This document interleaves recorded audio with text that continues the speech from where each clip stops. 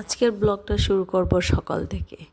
সকালের নাস্তা এবং দুপুরের খাবার এবং নাস্তায় কী খেলাম সব কিছু থাকবে আজকের ভিডিওয়ে। আসসালামু আলাইকুম বন্ধুরা, আমি নতুন, আমার ভুল ত্রুটি হইতেই পারে, হইলে আপনারা ক্ষমা দৃষ্টিতে দেখবেন। তো আসলে গ্রামের মধ্যে থেকে ভিডিও করাটা আমার জন্য একটু কষ্টকর, কারণ ঘরে শাশুড়ি যা সবার চোখ আড়াল করে আমাকে ভিডিওগুলো করতে হয়, তাও করি। আমার ছোট ছোট দুইটা মেয়ে আছে, একটা তো 1 বছর সবসময় কুলেই থাকে। তো দেখা যায় এক হাতে বাচ্চা, আবার এই হাতেই মোবাইল ভিডিও হচ্ছে, আবার এই হাতেই আর ডান হাতে আমি রান্নার তরকারি নাড়তেছি, এরকম কিছু প্রায় দিনই এটা হয়। কী ভাবতেছেন আমার একটা মোবাইল স্ট্যান্ড নাই? না, আসলে এটাই সত্য, আমার কোনো স্ট্যান্ড নাই। আমি ভিডিওগুলো হাত দিয়েই করি, এক হাতে কাজ করি আর এক হাতে ভিডিওগুলো করি। সেজন্য একটু মাঝে মধ্যে এদিক সেদিক হয়ে যায়।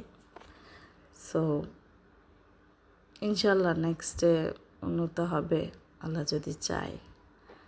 তো আজকে সকালে যে দেখলেনই তো, শুটকি ভাজি, ডাল আর ডিম দিয়ে খেলাম। তারপরে কিছু ঝিঙ্গা এনে কুটি কাটে রাখলাম, তারপরে এই ঝিঙ্গাগুলো আমি মাছ দিয়ে বসাই দিলাম। ঝিঙ্গার তরকারিতে বেশি মশলা দেই নাই, লবণ, মরিচ, হলুদ গুঁড়া আর ধনিয়া গুঁড়া অল্প অল্প দিয়ে আমি ঝিঙ্গাটা বসাই দিলাম। আর পাশে মাছটি হালকা ভেজে নিলাম, কারণ ছোট মাছ কাটা ভেঙে যেতে পারে, সেই জন্য একটু ভেজে নিলাম যাতে মাছগুলো না ভাঙে।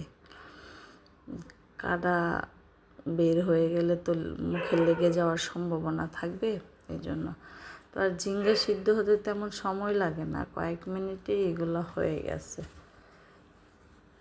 তো আমি ধনেপাতা কাঁচামরিচ দিয়ে দিচ্ছি, আর সেই দিয়ে তরকারিটা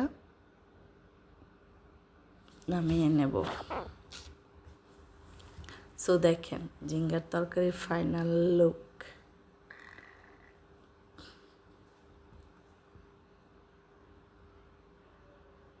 এই যে, তারপরে আমরা 2 জনের জন্য, বেশিরভাগ আমি আমার মেয়ের জন্য খাবার একসাথে নিয়ে নিই, কারণ 2 বারে 2 ঝামেলা হয়। এই জন্য আমি আর আমার মেয়ে 2 জন একসাথে খাওয়ার জন্য ভাত নিয়ে নিলাম, তারপরে খেয়ে নিলাম আর কি।